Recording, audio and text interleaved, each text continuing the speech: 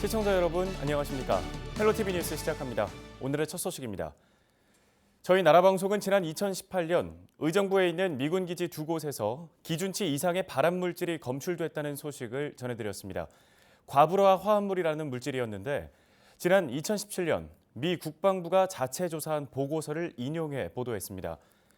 당시 환경부는 미군 측에 기지 정화를 요청했다고 했는데요.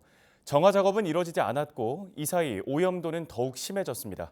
지하수까지 오염됐을 가능성마저 나옵니다. 이지훈 기자가 취재했습니다.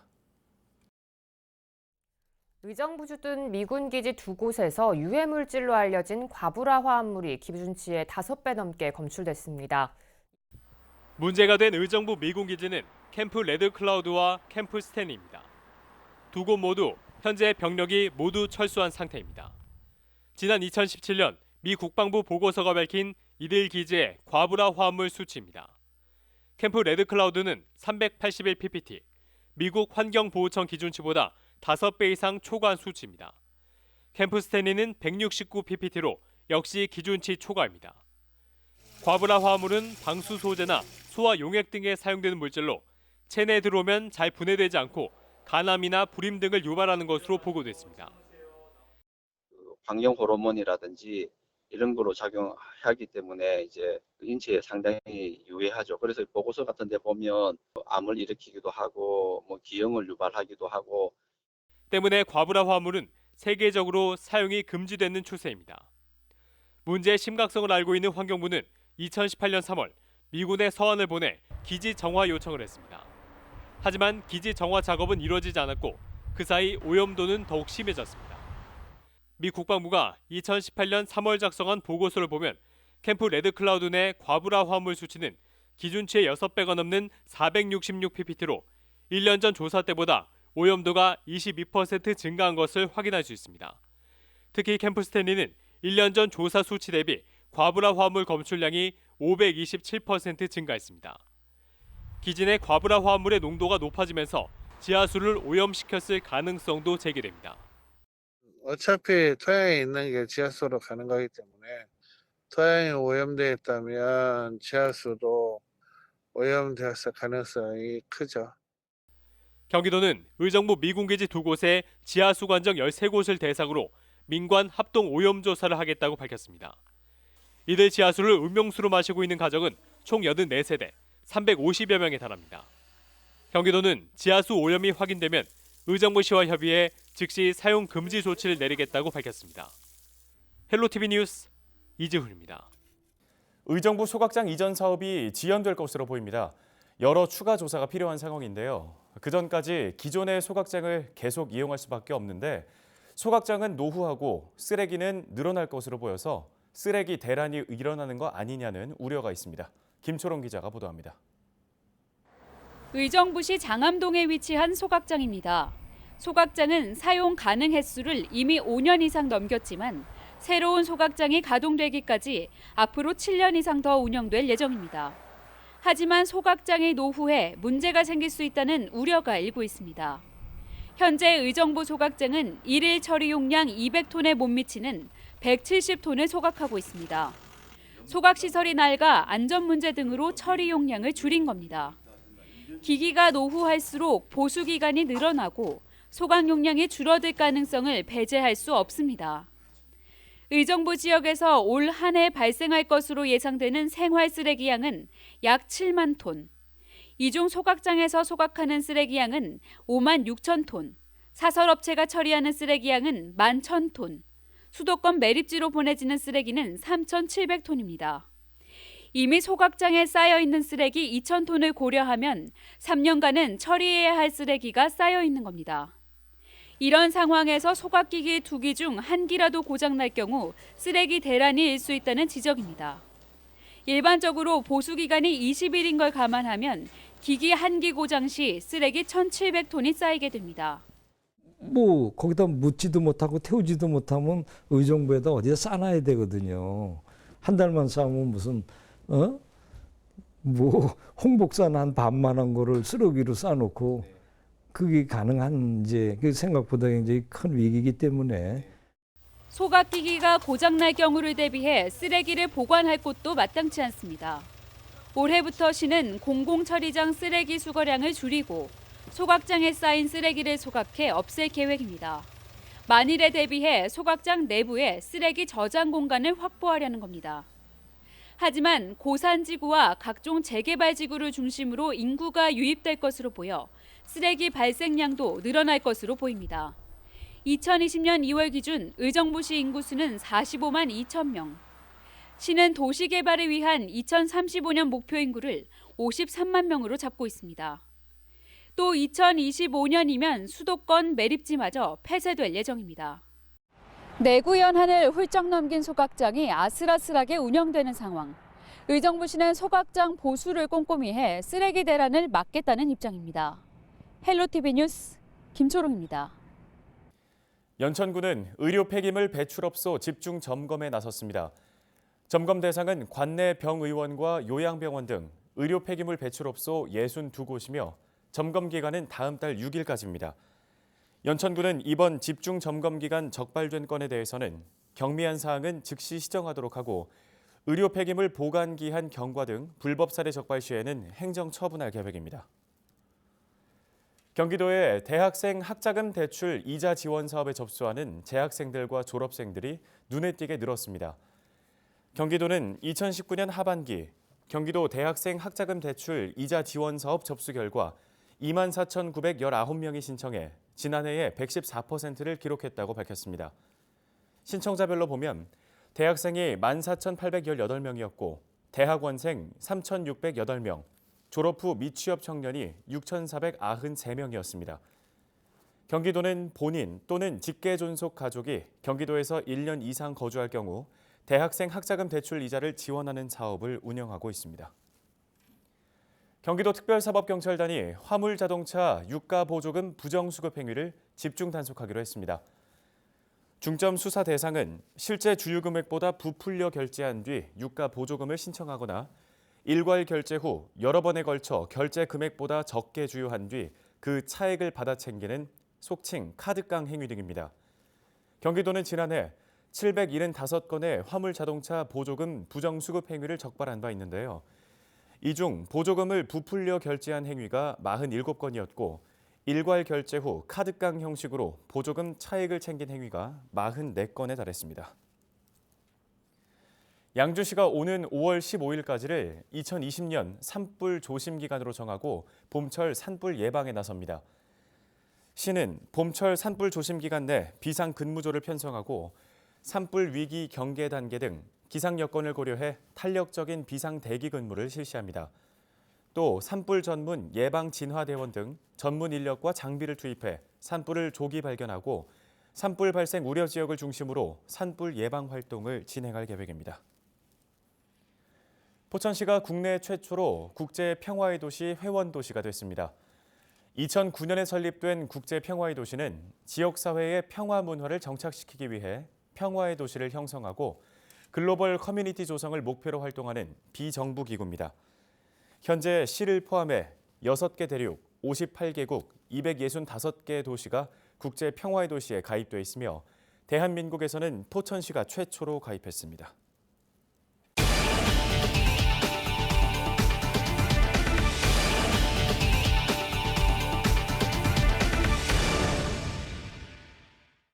거의 매일같이 신종 코로나 바이러스 확진자가 발생하면서 불안감은 더욱 높아지고 있습니다. 당연히 마스크에 손이 가기 마련인데요. 마스크 제조업체는 얼마 전부터 24시간 공장을 가동하고 있지만 폭주하는 주문량을 맞추지 못하고 있습니다. 이지훈 기자입니다.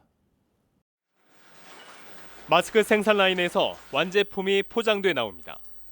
부직포를 투입해 마스크가 만들어지기까지 총 5단계, 시간당 4천여 개의 마스크를 만듭니다.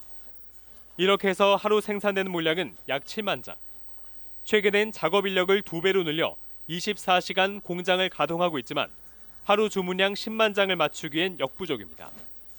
신종 코로나 바이러스 여파로 주문량이 평소보다 5배 이상 늘었기 때문입니다. 마스크 완제품을 보관하는 재고 창고입니다.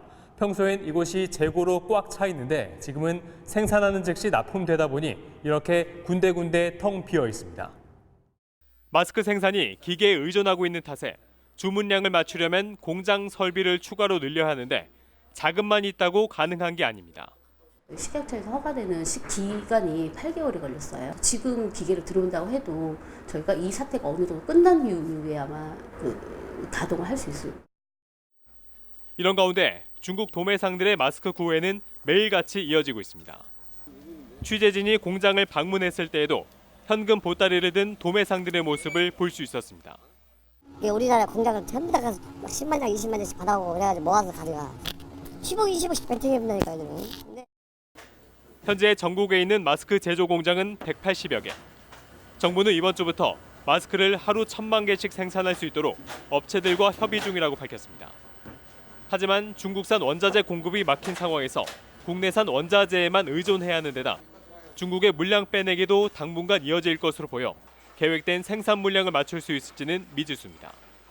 헬로티비 뉴스 이지훈입니다.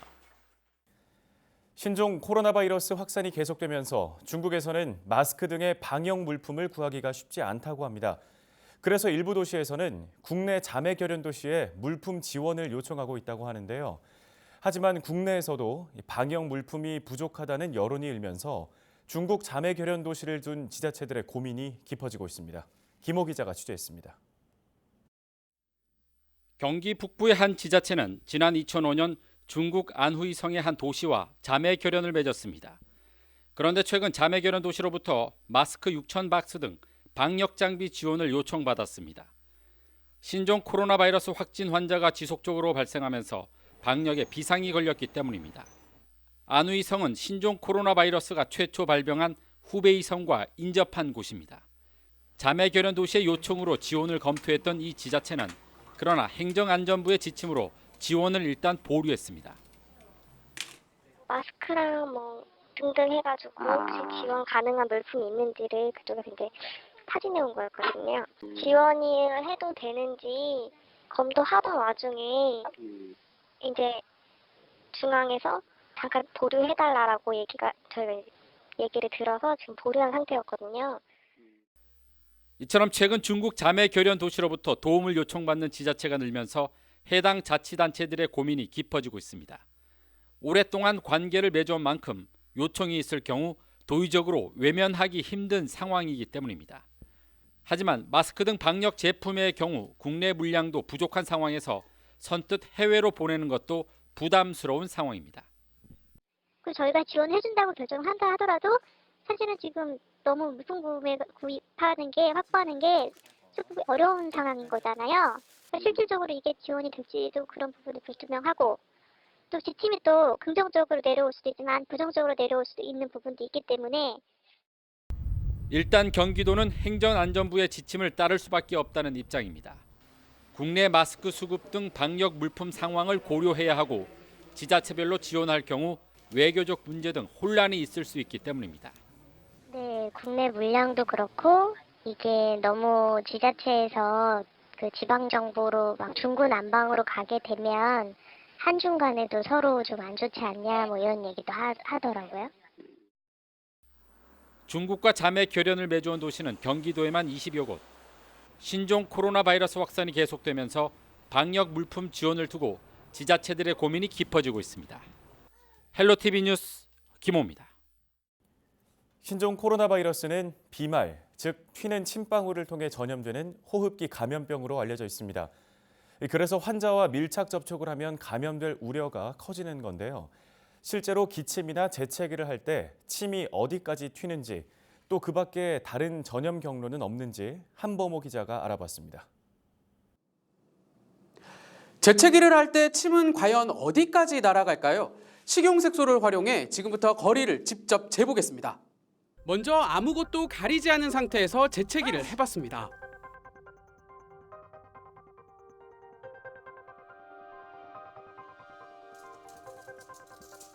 침방울은 2.8m까지 날아갔습니다. 이번에는 흔히 저지르는 실수, 손으로 입을 막은 채 재채기를 했습니다.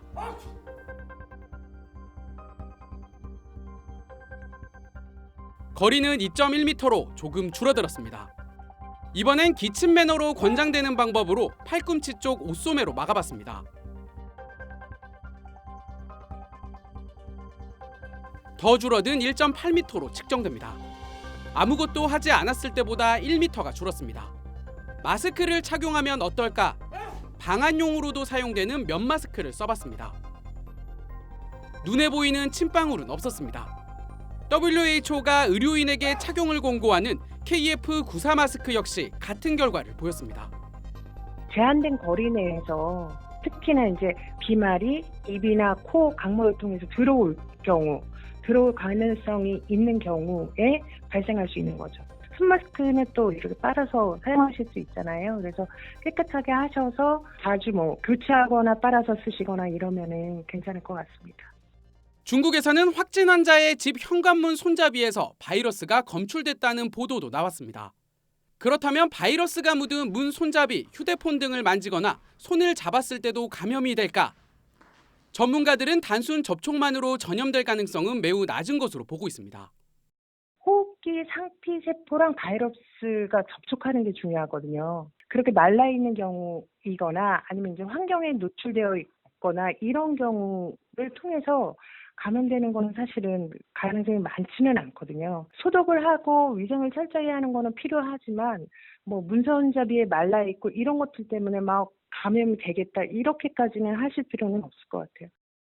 하지만 바이러스가 2-3시간 안에는 전염 가능한 채 생존하는 것으로 알려져 손을 씻지 않은 채 입이나 코, 눈을 만져서는 안 됩니다.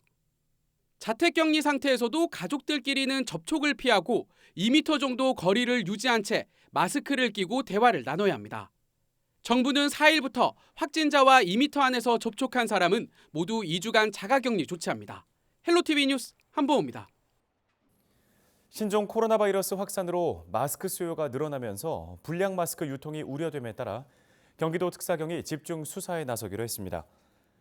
주요 수사 대상은 저가 수입 마스크를 국내 인증 마스크로 둔갑 판매하거나 위생 위해 시설에서 마스크를 제조하는 행위, 무허가 제조와 바이러스 차단 효과가 없는 마스크를 효과가 있는 것처럼 광고하는 행위 등입니다. 이를 위해 경기도는 11개 수사센터에 100여 명을 투입해 도내 80개 마스크 제조업체와 온라인 쇼핑몰에 대한 수사를 벌일 계획인데요. 불량 마스크를 제조, 판매할 경우 5년 이하의 징역이나 5천만 원 이하의 벌금에 처해집니다. 신종 코로나 바이러스가 확산하는 틈을 타 이익을 챙기려는 업체가 늘면서 각종 대응책도 마련되고 있습니다. 경기도는 지난달 31일 마스크 최고 가격을 지정하고 물품 부족 시 공급 지시 등의 조치를 취해 줄 것을 정부에 공식 건의했습니다. 앞서 도는 매점 매석 행위 금지 상품에 마스크를 포함해달라고 정부에 요청한 바 있습니다. 이에 정부는 다음 달 초까지 매점 매석 행위 금지 고시를 제정하고 위반 시 2년 이하의 징역, 5천만 원 이하의 벌금을 물릴 계획입니다. 경기도 특별사법경찰단은 지난달 31일부터 도내 마스크 판매 제조업체에 대한 현장 점검에 들어갔는데요. 위법 사항이 발견된 경우 과태료 부과와 형사 고발할 방침입니다. 경기도가 신종 코로나 바이러스 확산에 따른 경제적 피해를 최소화하기 위해 태스크포스 팀을 구성했습니다. 경기도 경제실장이 단장을 맡은 TF팀은 일자리와 소상공인, 기업 지원과 수출 지원 등 모두 4개 분과로 나누어 운영됩니다. 또 도내 31개 시군 지역 경제국장을 책임자로 지정해 경제 분야 동향을 매일 모니터링할 예정입니다. TF팀은 매주 정례 회의를 통해 장단기 대응책을 마련할 계획입니다. 의정부시는 신종 코로나 바이러스 감염증 확산을 사전에 예방하기 위해 3월까지 개최되는 행사, 회의, 교육 등의 100여 개 주요 행사를 취소 연기하기로 했습니다.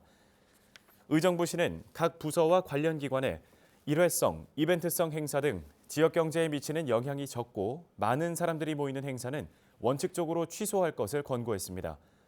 또 동주민센터 교육 프로그램은 신종 코로나 바이러스 감염증의 지역 확산 가능성을 막기 위해 한 달여 동안 휴강하기로 결정했습니다.